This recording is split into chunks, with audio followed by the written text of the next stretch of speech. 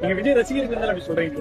நான் உண்மையா சொல்லனா நான் விஜய் ரசிகர்லாம் இல்ல. எனக்கு சினிமா பிடிக்கும். எனக்கு டைரக்டர் வைஸ் தான் பிடிக்குமே தவிர்த்து தளபதி பிடிக்கும்.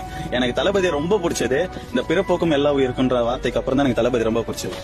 அதெல்லாம் தாண்டி அவருக்கு என்ன இவ்வளவு இந்த தலையெழுத்து நீங்க சொல்லுங்க. இன்னைக்கு தேதிக்கு 200 கோடி 250 கோடி சம்பளம் வாங்குறாரு. அவர் நினைச்சா எவ்வளவு நிம்மதியா வரலாம். இப்ப எங்க வீட்லயே கேட்டாங்க, எங்க அம்மா கேட்டாங்க, அந்த ஆளுக்கு என்ன இவ்வளவு தலையெழுத்து, அவருக்கு சம்பாதிச்சு வச்சுட்டான், இப்ப பீக்ல இருக்கிறான், இப்போ ஒரு அடுத்த 10-15 வருஷத்துக்கு அவர் தான் டாப்.